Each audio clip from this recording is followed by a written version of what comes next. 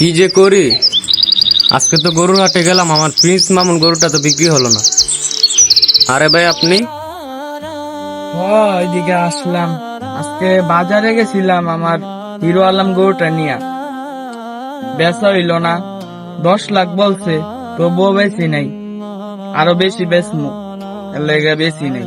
বিশেষ করে আমার হিরো আলমের বুঝতে হবে 30 মণ, এমনি এমনি কি বেচলাম নাকি? আরে ভাই কি আছেন আপনার হিরো আলম গরু নিয়ে, আর আমার প্রিন্স মামুন গরুই তো যাবে আপনার 30 লাখ, আর আমার জিল্লো গরুর দাম হইলো গিয়া 50 লাখ। আরে বেটা, তুই কি আর জিল্লু নিয়া কি আর প্রিন্স মামুন নিয়া পয়লা রইছ বেটা?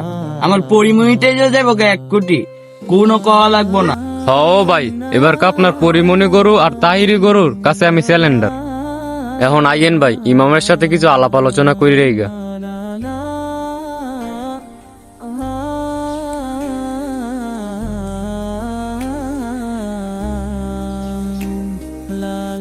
আসসালামু আলাইকুম হুজুর, আসতে পারি?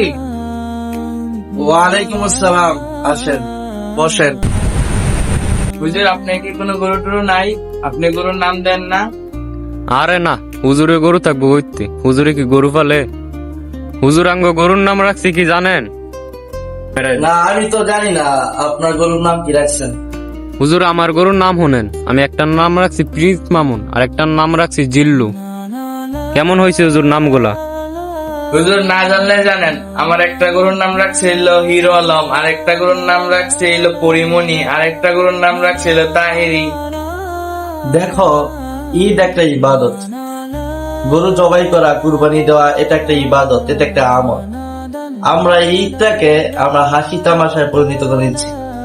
একজন গরুর নাম রাখা হচ্ছে তাহেরি, একটি গরুর নাম রাখা হচ্ছে পরিমণি, একটি গরুর নাম রাখা হচ্ছে প্রিন্স মামু।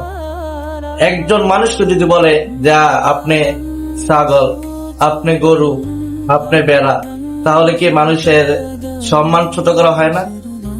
ঠিক এরকম ভাবে আপনি যদি আমল করতে চান, তাহলে আপনার আমলটা হবে আল্লাহ তাআলার সন্তুষ্টির জন্য। আপনি যদি গরুর নাম রাখেন, তাহলে তো আপনার মান সম্মান আরো ক্ষুণ্ণ করা হয়।